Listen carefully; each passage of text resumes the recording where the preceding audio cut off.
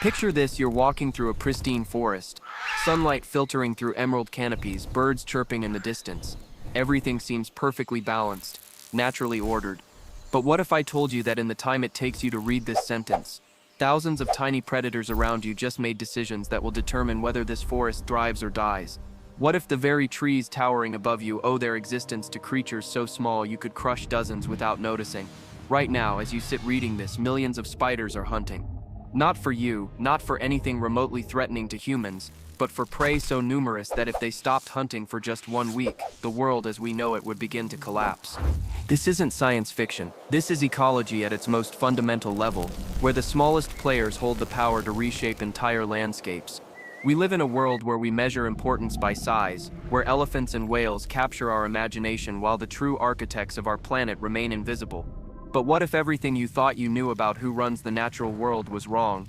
What if the real power brokers aren't roaring from treetops or prowling through undergrowth, but silently spinning webs in corners you'll never see? Before we dive deeper into this incredible story, hit that like button if you're ready to discover how something smaller than your fingernail can control forests larger than entire cities. Every single day, spiders consume between 400 and 800 million tons of insects worldwide. To put this in perspective, humans produce about 4 billion tons of food per year total. This means spiders eat roughly 1/5 of all human food production worth of insects every single day. But here's where it gets truly mind-bending.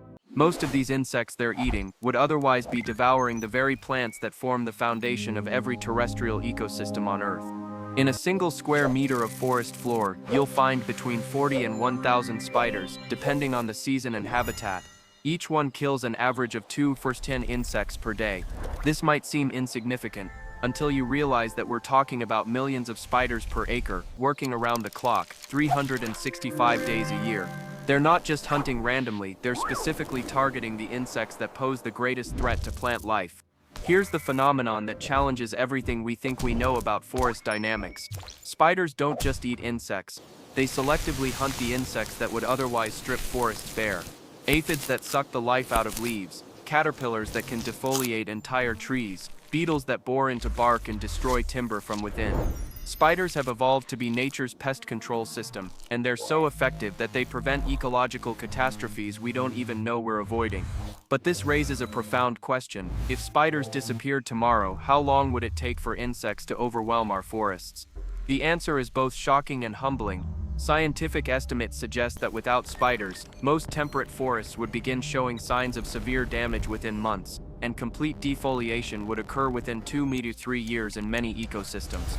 To understand how spiders exert this incredible influence, we need to look at what scientists call predation pressure. Spiders sit at a crucial node in forest ecosystems because they're what ecologists call generalist predators.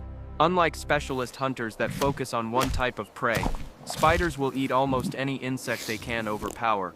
This generalist approach makes them incredibly effective ecosystem regulators. When aphid populations explode during spring, spiders switch their hunting focus to aphids. When caterpillar numbers spike in summer, spiders adapt their web-building strategies to catch more flying moths before they can lay eggs. They're like a responsive immune system, automatically adjusting their hunting pressure to target whatever threat is becoming dominant. The hunting strategies spiders use are marvels of evolutionary engineering. Web-building spiders analyze air currents, insect flight patterns, and chemical signals to position their webs where they'll intercept the maximum number of plant-eating insects. Wolf spiders can detect the vibrations of a walking aphid from 6 inches away through specialized leg hairs that function like biological seismometers. Jumping spiders have vision that rivals many mammals, with the ability to spot a fruit fly from 8 inches away and calculate the perfect trajectory to capture it in mid-flight. Recent research has revealed that spiders in the same area actually communicate through chemical signals called pheromones. When spider populations detect high concentrations of specific plant-eating insects, they can increase their reproduction rates and hunting intensity in response. It's as if the forest has its own early warning system, with spiders serving as both the sensors and the response team. If this is blowing your mind already, make sure to subscribe so you don't miss our upcoming episodes where we explore even more incredible examples of nature's hidden connections. Now here's where the story becomes truly extraordinary. When spiders reduce insect populations, they don't just save a few leaves. They trigger what ecologists call a trophic cascade, a series of indirect effects that ripple through the entire ecosystem in ways that seem almost impossible to believe. When spiders keep herbivorous insect populations in check, plants can redirect energy from defense mechanisms to growth and reproduction. Trees that don't have to constantly repair leaf damage can photosynthesize more efficiently, grow faster and produce more seeds. What appears to be a simple predator-prey relationship actually determines how much carbon dioxide a forest can absorb from the atmosphere. But the effects go far deeper. Healthier plants mean more flowers, which support bee populations and other pollinators. More seeds mean more food for birds and small mammals. Stronger trees with better root systems prevent soil erosion and create more stable microclimates for ground-dwelling creatures. All of this happens because spiders are eating insects most people have never heard of and will never see. In the 1960s, researchers conducted experiments in forest plots where they removed all spiders using intensive pesticide treatments. Within 2 growing seasons, these spider-free plots showed 30 to 40% more leaf damage compared to control plots. But the really shocking discovery came in year 3. Trees in the spider-free plots were growing 25% slower, and some species were beginning to die off entirely. Even more surprising were the indirect effects on other animals. Bird populations in spider-free plots declined by an average of 15% because unchecked insect populations crashed the forest's ability to support itself. The insects ate so much plant matter that the ecosystem's productivity collapsed, leaving less food overall for everyone. What makes spider influence truly mind-boggling is how their effects compound over time and space. A single orb weaver spider might catch 500 insects in its lifetime. Each aphid that spider prevented from reproducing could have produced 80 offspring in a single generation. Do the math. One spider, by catching just 10 aphids, prevents the birth of 64,000 aphids within 2 generations.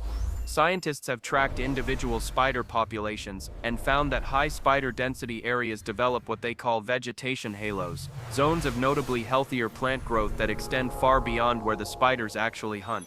Forests with healthy spider populations build what ecologists call ecological resilience over decades. Recent longitudinal studies following forest plots for 30+ years revealed that forests with naturally high spider diversity show 60% less variation in year-to-year productivity compared to spider-poor forests. Share this video with someone who loves nature. They'll never look at spider webs the same way again. Earth's forests contain an estimated 25 million billion spiders. These spiders collectively prevent the consumption of approximately 200 million tons of plant matter every single year. Conservative estimates suggest that spiders contribute to an additional 2 to 3% of global forest carbon storage simply by keeping plant-eating insects in check. In climate change terms, this represents billions of tons of CO2 that remain locked in forest biomass rather than entering the atmosphere.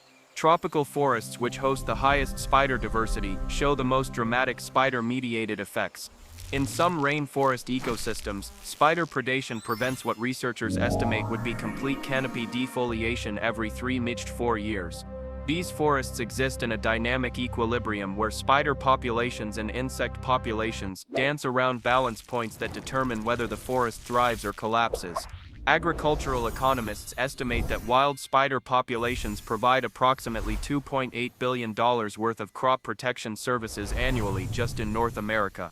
This doesn't include the value of their forest ecosystem services, which likely represents tens of billions of dollars in carbon storage, water purification, and biodiversity maintenance. Here's what's happening right now as you read this. Approximately 400,000 spiders within a mile of your location just caught insects in the last minute. Most of these insects were heading toward plants that provide oxygen, stabilize soil, or support other wildlife.